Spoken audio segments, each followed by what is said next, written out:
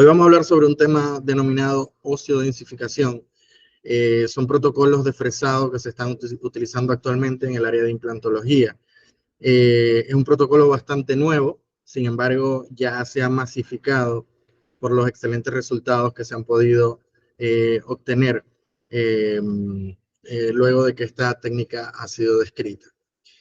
Antes de hablar de la osteodensificación, me gustaría hacer una breve introducción.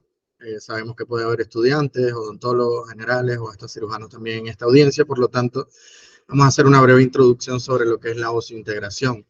La osseointegración, descrita por el doctor Braneman, habla sobre una conexión directa, estructural y funcional entre el hueso ordenado, vivo, y la superficie de un implante, y es muy importante acotar que debe estar sometido a carga funcional. Muchos creen que la osseointegración solo es la unión del implante al hueso de manera exitosa, pero se considera que realmente es de manera exitosa cuando el implante es sometido a una carga protésica funcional, y posteriormente ahí podríamos entonces considerar este término. Existen ciertos factores que afectan la estabilidad de nuestros implantes y han sido descritos 6 principalmente como los factores más relevantes que pudieran intervenir o afectar la estabilidad primaria. De esos 6 factores, consideramos que los 3 más importantes pudieran ser los diseños del implante, y como sabemos a nivel científico es uno de los elementos que más se han estudiado, que más han cambiado y que más han evolucionado el diseño de la estructura del implante, no tanto el material, sino el diseño, ya que existen ciertos diseños desde el punto de vista de los implantes que producían pérdidas óseas significativas. Las conexiones protésicas en esos implantes también podían afectar, y esto es uno de los elementos que más han sufrido evolución. La calidad y cantidad de huesos es otro factor muy importante, también ha sido muy estudiado, y actualmente sabemos que las técnicas de regeneración van hacia mejorar sobre todo la cantidad del hueso remanente en zonas de defectos que pueden ser horizontales o verticales. Y como último, la técnica quirúrgica, la cual podríamos decir que es uno de los elementos que menos ha sufrido cambios a lo largo de los años desde que conocemos la implantología. De esta manera, entonces, podemos decir que la evolución... Permítanme, tengo un problema aquí con la...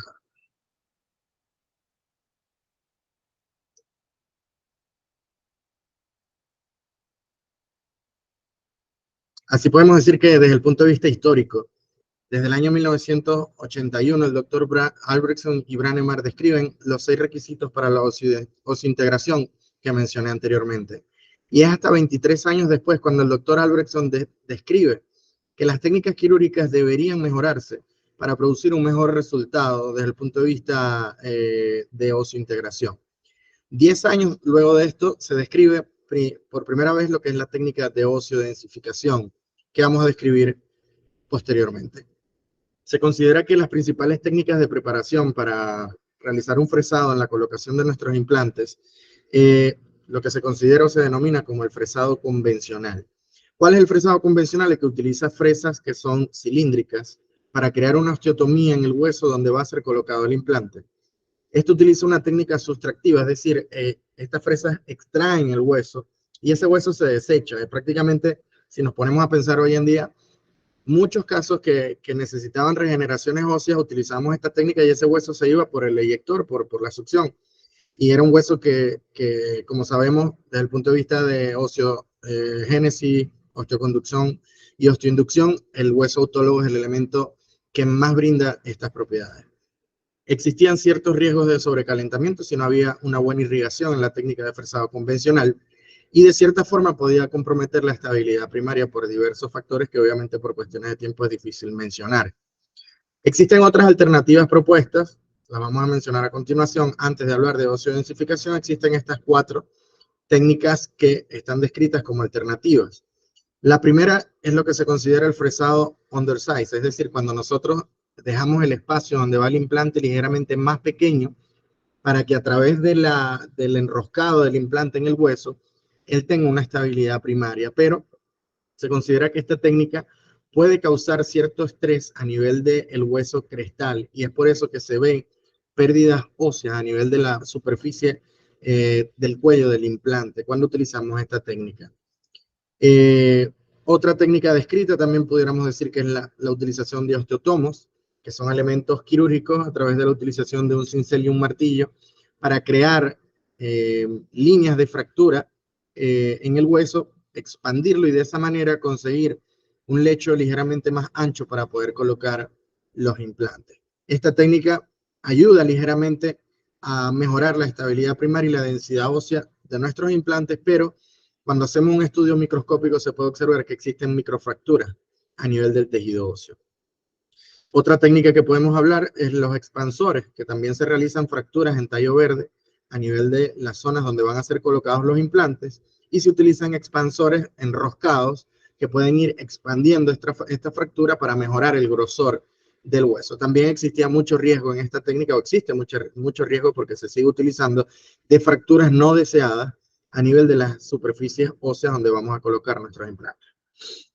La cuarta técnica alternativa podemos decir que es el fresado biológico. El fresado biológico fue descrito por primera vez por el doctor Anitoa, un español muy conocido, de los españoles que más publica en el área de cirugía oral y maxilofacial e implantología en el año 2007. Nosotros realizamos una publicación reciente sobre esta técnica donde describimos, aquí la pueden ver, una técnica donde describimos el fresado biológico, el fresado de ultra velocidad disminuida para obtener hueso autólogo en la rehabilitación sobre implantes. Es una técnica en el olvido que ofrece una gran cantidad de ventajas. Esta publicación la realizamos en el año 2021 y de verdad que ha tenido muy buena recepción porque describimos nuevamente la técnica y las ventajas de ella. Ahora sí, entonces vamos a hablar de la oseodensificación como técnica alternativa, que es el tema que nos compete el día de hoy. La oseodensificación utiliza fresas diferentes. Fíjense que la forma de esta fresa es cónica, a diferencia de las anteriores que son fresas cilíndricas, con un filo secundario que va en ángulo negativo, a diferencia de las fresas anteriores que tienen ángulos positivos y sus bordes no son cortantes. Estas fresas pueden ser utilizadas en sentido de las agujas del reloj, pero también podemos colocar nuestros motores en sentido contrario a las agujas del reloj, y es en esta función donde realmente se produce la densificación del hueso. Se considera entonces que es una técnica no sustractiva, es decir, no extraemos el hueso, sino que lo autoinjertamos, a diferencia del fresado convencional, donde el hueso se desechaba, como lo mencioné anteriormente. En este caso, el hueso se injerta lateralmente. ¿Con qué fin? Principalmente mejorar la densidad del hueso donde va a ser colocado el implante. De manera que esta técnica es exclusivamente utilizada en zonas donde tenemos huesos de muy baja densidad. Si recordamos, existe una clasificación de densidad de hueso que va desde el D1 al D4, donde el D1 es el hueso más denso, con mayor superficie cortical, y el hueso D4 es el hueso menos denso con mayor superficie medular. Normalmente el hueso, o el mejor hueso para realizar la colocación de implantes, sería un hueso intermedio que tenga cortical y medular. Pero cuando tenemos huesos que son muy medulares, pues el implante pudiera verse comprometida su oseointegración y su estabilidad primaria.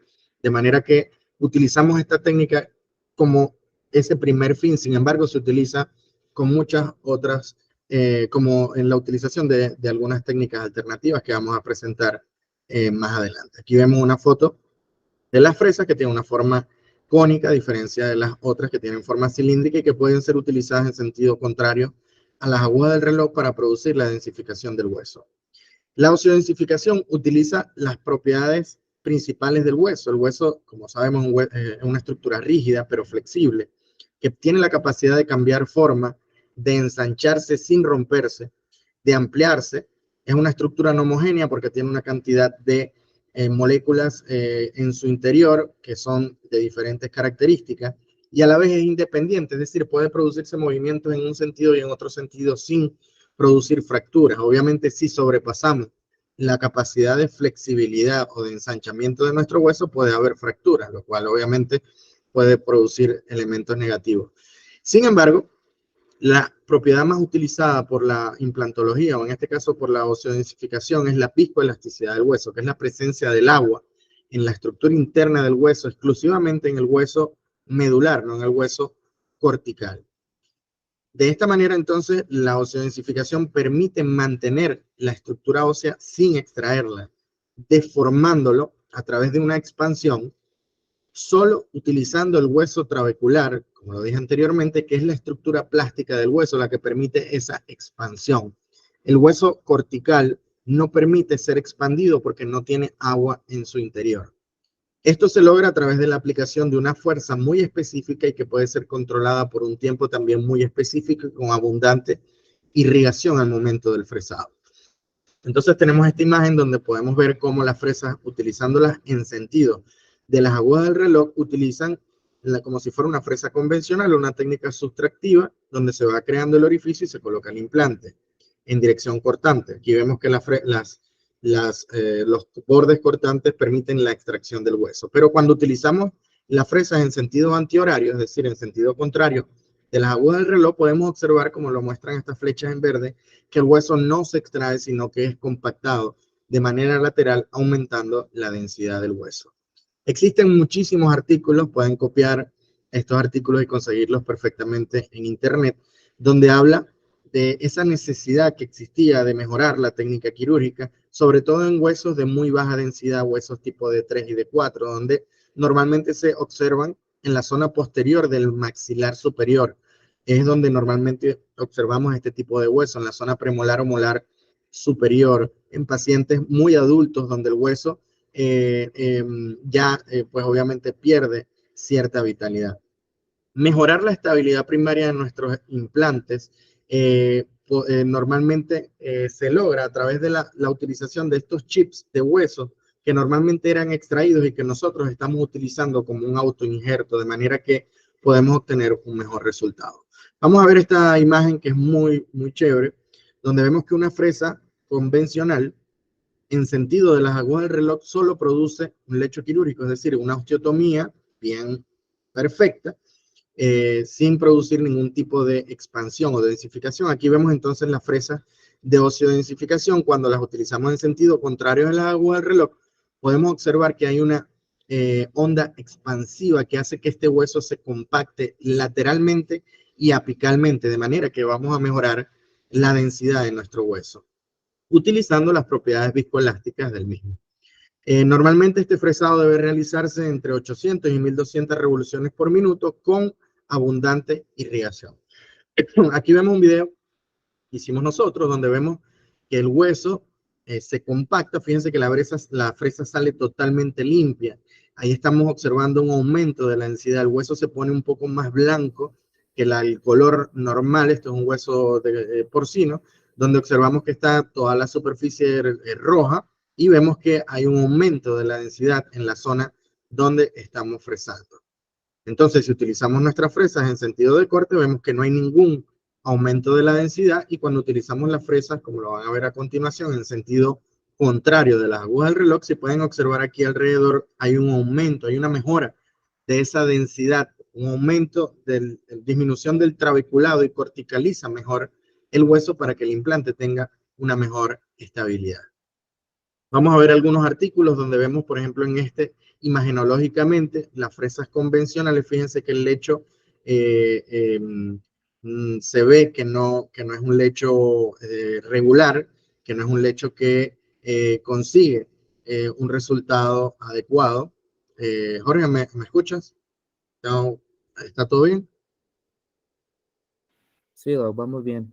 Se escucha Perfecto. perfecto. Ok, sí, es que tengo algún tranque aquí con la laptop. Déjame ver si puedo.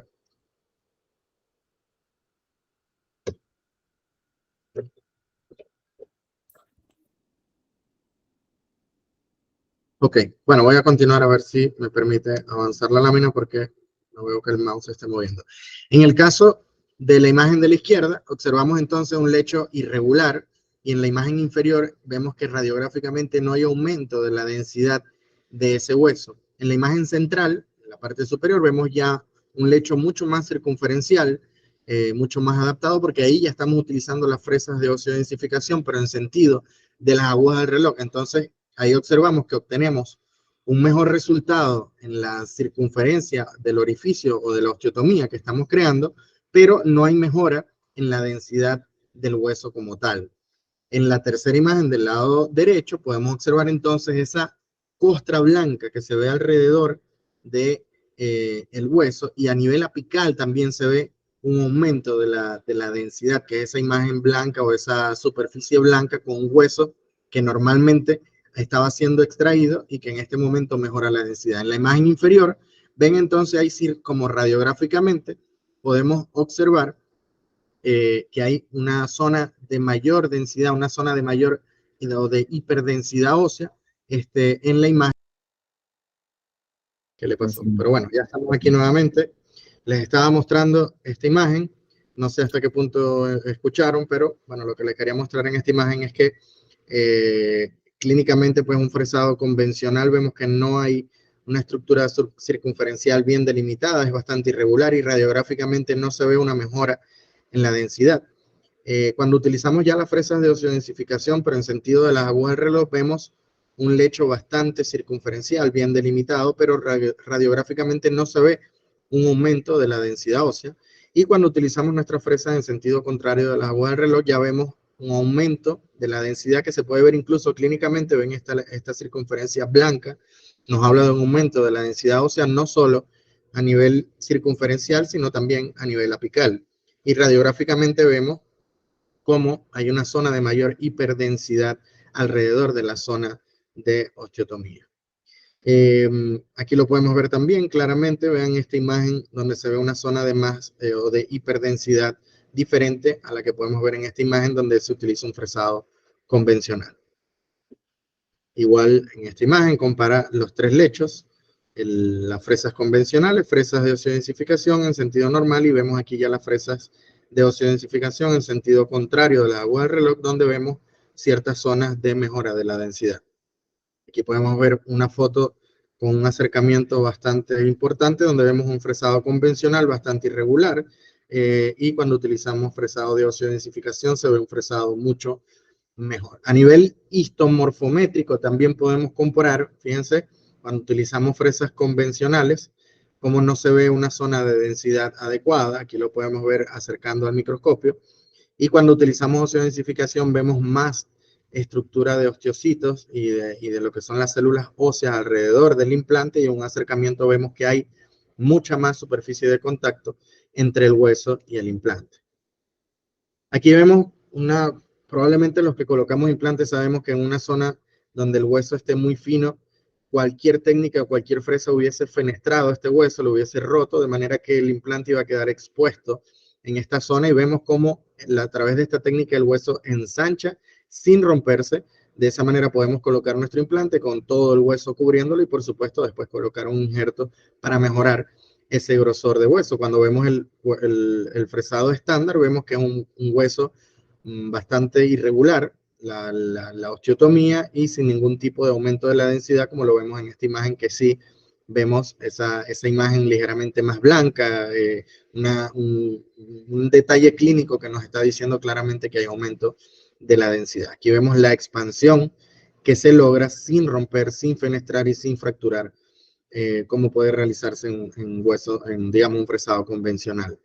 Otra medida de aumento de superficie de contacto entre un hueso y un implante es lo que nosotros denominamos ISQ, que es la unidad de medida. Normalmente, para poder hacer una carga de un implante debe estar entre 70 y 80, de manera que aquí vemos la comparativa. En el caso de las líneas azules, vemos que siempre el ISQ está superior cuando utilizamos osiodensificación a cuando utilizamos fresas convencionales. Lo que les quiero decir es que para huesos de muy baja densidad, siempre va a ser mejor utilizar esta técnica. Ya está descrito en la literatura, les estoy mostrando algunos de los artículos, pero existen muchísimos más. Aquí podemos ver otro donde muestra mejor superficie de contacto con las zonas de osteocitos y huesos que se acerca al implante. El implante es esta estructura negra que vemos aquí, sus roscas, las estamos viendo, y vemos que el hueso está incorporado entre cada espira del implante. Por supuesto, entonces eso va a mejorar la superficie de contacto. Vemos también radiográficamente como después del fresado vemos una zona de mayor hiperdensidad en la zona circundante donde fue realizado el fresado. Voy a adelantar esto un poco. Vamos a ver entonces ahora los casos clínicos y los protocolos para no invadirlos tanto con teoría. Quiero que vean estos casos clínicos. Son casos sencillos, pero que pueden ser resueltos o que fueron resueltos con la técnica de osiodensificación. Aquí vemos una paciente joven femenina con ausencia congénita de los incisivos laterales superiores. Fue realizada su ortodoncia convencional. Utilizamos una técnica de cirugía guiada, como van a ver en los videos. Ahí está su vía quirúrgica para poder colocar el implante en la zona ideal con una planificación tomográfica, de manera que yo puedo prácticamente a ojos cerrados colocar el implante con esa guía y no voy a tener equivocación con respecto a la posición tridimensional del implante. Ahí vemos entonces el fresado, estamos viendo la técnica con fresas convencionales, ahí no estamos utilizando las fresas de osteodensificación, esas son las fresas convencionales, y posteriormente pasamos ya a utilizar las técnicas de osteodensificación para mejorar la densidad ósea en esa parte que pudiera fenestrarse si no utilizamos esta técnica, y obviamente disminuir la parte estética de nuestro implante en una zona que es tan importante como es la zona de incisivos superiores. Ahí vemos la fresa en sentido contrario de las agujas del reloj, cómo se utiliza con abundante irrigación siempre para que aproveche la propiedad viscoelástica del hueso sin romperlo, solo expandiéndolo. Colocamos nuestro implante en la zona del 22 o 2.2, como se dice en algunos países. Fíjense que no hay ningún tipo de fenestración a nivel de la cortical vestibular. Vamos al otro lado. Ahí vemos el implante ya colocado y nos vamos al otro lado. Igual colocamos nuestra guía quirúrgica. Voy a avanzar un poco más. Vemos la utilización de nuestra fresa en sentido de las agujas del reloj. Y aquí vamos a utilizar la fresa en sentido contrario a las agujas del reloj. Fíjense cómo se produce un rebote de la fresa. Eso es que realmente está haciendo la técnica de osteodensificación. Y fíjense cómo la fresa sale totalmente limpia. Eso es una de las características más importantes de la osteodensificación, que la fresa al momento de extraerse no salga llena de hueso. Les doy un dato muy importante, ya esto a manera de compartir experiencia. Hay muchas fresas que dicen que se están vendiendo y que son muy baratas, que dicen hacer osteodensificación, y hay mucha gente que ha caído en eso.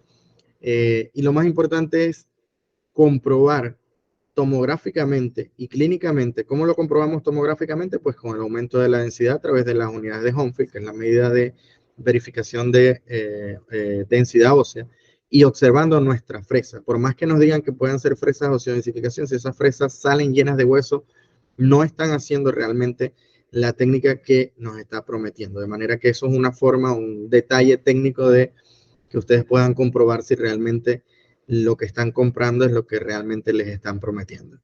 Colocamos nuestros implantes. El segundo implante, fíjense que lo llevamos con motor a una velocidad muy baja para no producir sobrecalentamiento del hueso, y no hay ningún tipo de riesgo de fenestración. Fíjense que estamos bien ajustaditos ahí en el espacio. Un implante de 3.5 milímetros entró justito en su espacio sin dañar las raíces ni fenestrar el hueso, como lo pueden ver aquí en esta imagen, ya el implante en posición. Aquí vemos la sutura y finalmente la restauración protésica mano derecha. Nuestro protesista hizo un excelente trabajo y, como pueden observar, este caso clínico lo publicamos en una revista de aquí de Venezuela, que es una revista bastante amiga, que nos pidió enviar algunos casos clínicos y nos publicaron nuestro caso como primer caso publicado aquí en Venezuela de osteodensificación. Otro caso cortesía de un gran colega, estoy seguro que Jorge lo conoce, el doctor Harold Castañeda, Periocaso en Instagram, lo pueden seguir, excelente periodoncista de nuestro país, ya conocido en muchas partes. Y el doctor Ricardo Brito, también excelente, trabaja con una fotografía increíble. Nos cedieron este caso como equipo de trabajo y podemos observar entonces una zona de un incisivo inferior, también una zona de muy difícil acceso para colocar implantes, porque normalmente son huesos muy finos que pueden producir fenestración. Y vemos cómo a través de la utilización de las fresas podemos colocar un implante de 3.5 milímetros sin ningún riesgo de fenestración. Se hizo un injerto, se realizó un injerto de tejido conectivo y ahí vemos la rehabilitación final. Este otro caso, cortesía del doctor Casadesus, otro gran amigo de Caracas, que hemos trabajado mucho con la técnica de osteodensificación en conjunto.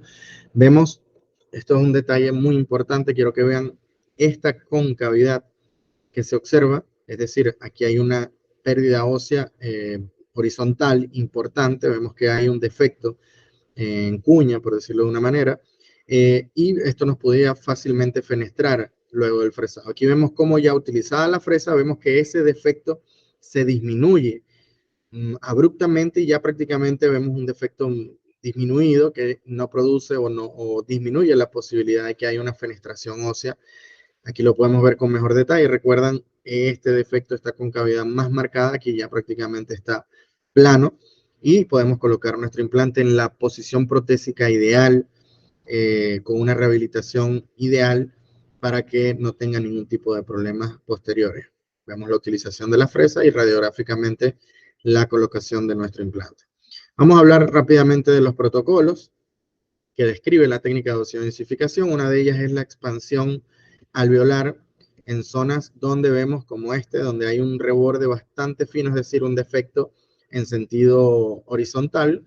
Podemos utilizar una sierra, como lo ven en este video, la utilización de una sierra o un disco de corte para crear un pequeño canal a nivel del hueso, y ese canal posteriormente vamos a utilizar nuestras fresas para expandir el hueso y poder conseguir entonces en una zona donde teníamos un defecto horizontal la colocación de un implante de un grosor adecuado. Aquí utilizamos también los osteotomos para mejorar ese grosor, cirugía guiada con nuestros anillos de osiodensificación, y vemos nuestros implantes colocados sin fenestración de la cortical vestibular. En este caso sí hay un pequeño defecto porque este implante es colocado post extracción, es decir, este diente fue extraído y colocado el implante en el mismo tiempo quirúrgico. Colocamos igual hueso para regenerar esta zona de falla ósea vestibular y realizamos nuestra síntesis de sutura, o bueno, nuestra colocación de sutura en la zona. Esto es una radiografía postoperatoria a mediano plazo donde podemos ver que hay una excelente osintegración de nuestros implantes, incluso se ve una cantidad de hueso formado por arriba del implante sin ningún tipo de falla, y la rehabilitación protésica. Vamos ahora a hablar de los protocolos para la elevación de seno. Fíjense, aquí ven una membrana de PRF utilizando la fresa a 1200 revoluciones por minuto, y fíjense que no hay ruptura de la membrana de PRF. Eso nos está hablando de que la fresa en su parte superior y lateral no es cortante, porque si fuera una fresa cilíndrica convencional, pues produce obviamente la ruptura de la membrana. Aquí vemos en una membrana de Schneider, que es la membrana del seno maxilar de un cadáver, como vemos que la fresa está haciendo una presión bastante importante sin producir la ruptura de esa membrana. Esto lo que hace es aseverarnos que realmente las fresas no son cortantes y que podemos utilizarlas para elevación de seno sin ningún riesgo de que la membrana pueda ser rota. Vemos entonces dos técnicas en un protocolo. Podemos elevar el seno el piso del seno maxilar sin romperlo, producir una elevación de ese borde cortical del seno maxilar, levantándolo y pudiendo colocar entonces un implante ligeramente más grande, como lo ven en esta imagen. Y el otro protocolo, donde sí debemos penetrar el seno, como lo están viendo aquí, fíjense que el reborde termina aquí tenemos un reborde de unos 4 milímetros aproximadamente, para colocar un implante muy, muy corto.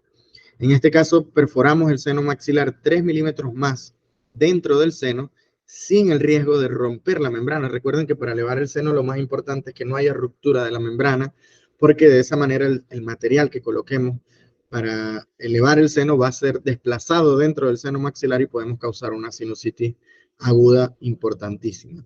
Vemos entonces cómo se lleva material para la regeneración. Vemos cómo ya ese material está en posición y colocamos nuestro implante, en este caso de 8 milímetros, un implante mucho más largo, cubierto por todo el hueso que pudo ser llevado con la osiodensificación, y vemos aquí ya el implante óseo integrado con su rehabilitación protésica en ambos lados sin ningún problema. Aquí vemos la rehabilitación con implantes que pueden soportar una carga protésica muchísimo más fuerte que implantes cortos. Aquí vemos un implante de 10 milímetros. Este era el piso del seno, la imagen o el punteado blanco que ven, se hizo una elevación de seno con osiodensificación, y el nuevo piso del seno es este punteado negro. Vemos cómo se consigue una cantidad importantísima de hueso que va a estar cubriendo todo nuestro implante sin riesgo de perforar el seno y obteniendo una excelente osiointegración y mejorando la estabilidad de nuestro implante. Vemos otra radiografía con un piso de seno ligeramente disminuido, y vemos el nuevo piso del seno con el hueso que fue llevado a través de la técnica de osiodensificación. En esta tomografía, un corte sagital, podemos observar cómo normalmente una elevación de seno que tenía que ser realizada por vía lateral Esto lo podemos discutir en otra conferencia, Jorge, con muchísimo gusto, sobre lo que las técnicas de elevación de seno. Podemos ver que se evita la apertura lateral del seno y a través del mismo orificio donde colocamos nuestro implante podemos llevar el hueso elevando el seno sin necesidad de abrir una ventana lateral y la membrana se encuentra totalmente intacta. Entonces ahí estamos cumpliendo los patrones más importantes, que es cubrir nuestro implante de hueso en su totalidad, respetar la vía aérea del seno maxilar y mejorar la estabilidad de nuestro implante a largo plazo.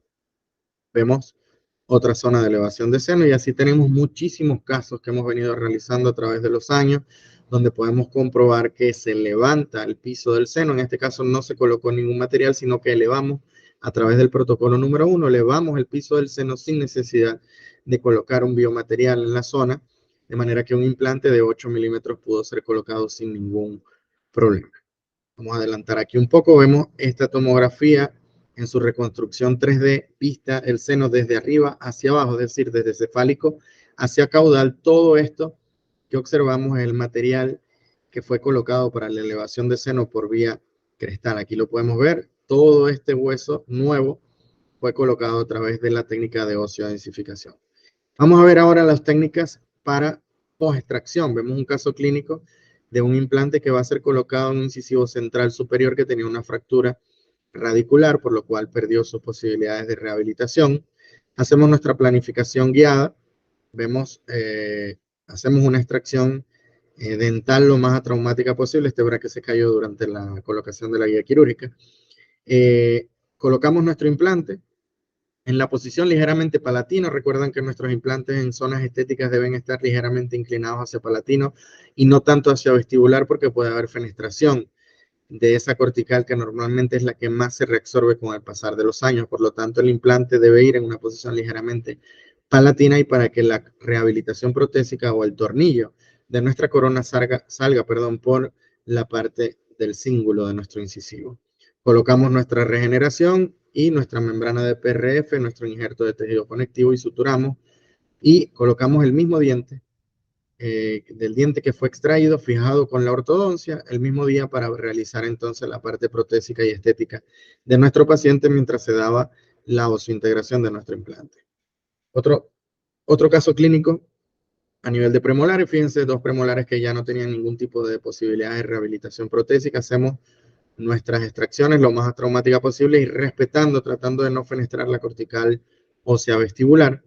Y colocamos nuestros implantes obteniendo una estabilidad muy, muy buena. Incluso nos daba para poder hacer una carga inmediata, a pesar de que fíjense que toda la zona vestibular no tenía una superficie de contacto, pero toda la integración del implante o la unión era a nivel de las paredes laterales y de la pared palatina. Por lo tanto, tenías una muy buena densidad ósea y superficie de contacto entre el hueso y el implante.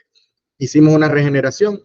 Posteriormente, fíjense que están nuestras membranas, nuestras suturas y dentro está full de hueso mezclado con PRF, con fibrina rica en plaquetas para obtener un hueso adecuado y que esas corticales perduraran en el tiempo. Aquí vemos posteriormente ya los tornillos de cicatrización, los tornillos finales y la rehabilitación protésica.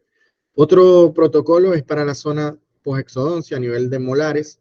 Es una de las técnicas que a mí más me gusta. Fíjense, existen diferentes tipos de alvéolos que tienen crestas interradiculares más gruesas, alvéolos con crestas interradiculares intermedias o finas y extra finas, donde obviamente colocar aquí un implante, recuerden que los implantes en las zonas de molares no van en los alvéolos, sino que van en el septum, en la cresta interradicular.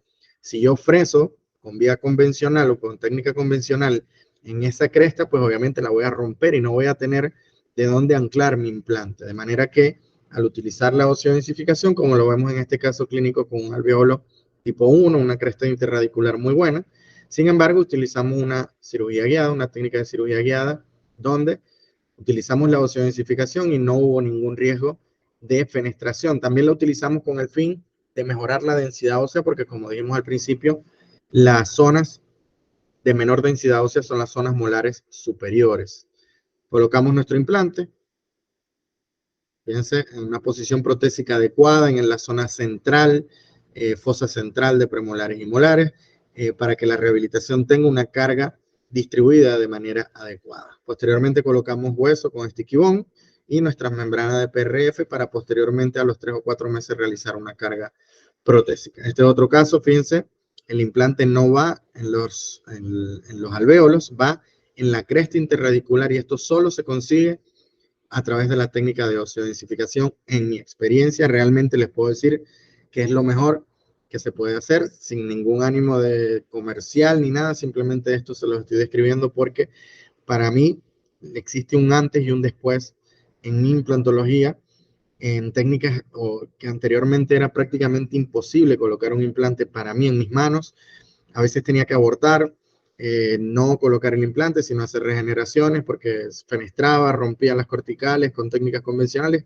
Desde que utilizamos esta técnica realmente vemos que se solucionan casos que difícilmente podían ser solucionables con técnica convencional. Aquí vemos un implante post-exodoncia a los meses. Ya de aquí vamos a hacer el destape y fíjense cómo perfectamente, incluyendo aquí vemos todo el hueso, el biomaterial que fue colocado en los alvéolos y vemos que el implante está perfectamente óseo integrado. Otro caso, este caso cortesía del doctor Marcel Firlek para que vean cómo hacer una extracción lo más atraumática posible. Ahí se retiran ambas raíces, vemos la cresta interradicular en este caso tipo 2. Se realizan las radiografías controles, fíjense, y vamos a ver sucesivamente cómo la cresta se va engrosando a medida que vamos fresando, sin ningún tipo de fenestración, ni en las zonas vestibulares palatinas, ni mesial, ni distal. Fíjense lo grueso, se colocó incluso un implante muy grueso de 4 o 5 milímetros sin fenestrar la cortical y posteriormente se realizó su rehabilitación con un tornillo de cicatrización personalizado. Estas son técnicas ya más nuevas, donde se puede fresar a través de las raíces antes de extraerlas y posteriormente se extraen las raíces para colocar nuestro implante. La cirugía guiada puede ser utilizada también con osteodensificación. Esto es otro tema del cual también podemos conversar en otro momento, de cirugía guiada en implantología, que es una técnica que nos ayuda, como lo dije anteriormente, en la colocación de nuestros implantes sin ningún riesgo de acercarnos a estructuras vecinas, anatómicas o dentales, y colocar nuestros implantes en la posición protésica ideal. Vemos lo que les dije anteriormente, fíjense, estas fresas, lo que se considera como copycat descrito en la literatura, que son fresas que describen hacer osteodensificación, pero cuando hacemos pruebas a nivel de los huesos de cochinos o porcinos, vemos que las fresas salen todas llenas de huesos. Eso nos está indicando que no hay ningún tipo de osteodensificación y vemos cómo el fresado es irregular. No hay una zona circunferencial adecuada, no se ve osteodensificación alrededor de ese lecho o de esa osteotomía. Vamos a concluir y quiero dejarles estos pequeños mensajes finales. La técnica de osteodensificación tiene indicaciones que son muy específicas, tiene sus contraindicaciones, algunas de ellas son utilizarlas en huesos de muy alta densidad porque podemos causar necrosis ósea, como lo dije anteriormente. Mejora la estabilidad primaria de nuestros implantes. ¿Por qué? Porque vamos a mejorar la densidad del hueso. Y no es una alternativa, o es una alternativa que no sustituye la técnica convencional, sino que debemos utilizarla en casos muy específicos como los protocolos que describimos en esta conferencia. La cirugía guiada convencional es de alto riesgo. ¿Por qué? Porque los anillos son muy cerrados y no permiten la irrigación. Por lo tanto, debemos utilizar cirugía guiada para osteodensificación, que utiliza anillos semicirculares, de manera que permiten la entrada de la irrigación sin riesgo de que haya necrosis. No se debe utilizar en huesos corticales. Se puede utilizar en huesos corticales solo en sentido de corte y no en sentido de osteodensificación. No hacer downsize, es decir, no fresar por debajo del tamaño del implante, porque también podemos causar necrosis o afectación de la osseointegración. Y las elevaciones de seno son hasta 3 milímetros. Más de 4 milímetros ya podemos producir un riesgo de perforación de la membrana. Tuve la oportunidad de estar con el creador de la técnica, el doctor Salah Huwais, quien creó esta técnica en el año 2004, ya prácticamente hace 20 años. No podemos decir que es una técnica nueva, pero que realmente en los últimos años es que se está mejorando o el uso, la cantidad de profesionales están utilizando cada vez más y más esta técnica. Tuve la oportunidad de realizar un entrenamiento con el doctor en los Estados Unidos y de verdad que fue una experiencia increíble que mejoró mi práctica profesional en implantología. Pueden ingresar a esta página, ociodensificationacademy.com, y ahí están todas las publicaciones que les mostré y muchísimas otras más, donde pueden comprobar a través de la literatura científica todos los protocolos que les mencioné anteriormente. Bueno, agradecido con la invitación de parte de Jorge. Pueden seguirnos en Instagram a través, como lo dije al principio, de @cirugía bucal. Los invito a que me sigan. Pueden escribirme ahí directamente cualquier duda, cualquier pregunta, pueden hacerla por allá o por aquí ahorita en este momento al finalizar la conferencia. Pero bueno, los espero en nuestro Instagram, donde realmente compartimos todos nuestros casos, todos nuestros temas y bueno, realmente ha sido una ventana muy importante para nosotros para mostrar nuestro trabajo y el trabajo que venimos realizando en nuestras universidades y en nuestras sociedades científicas. Muchísimas gracias, Jorge. Adelante.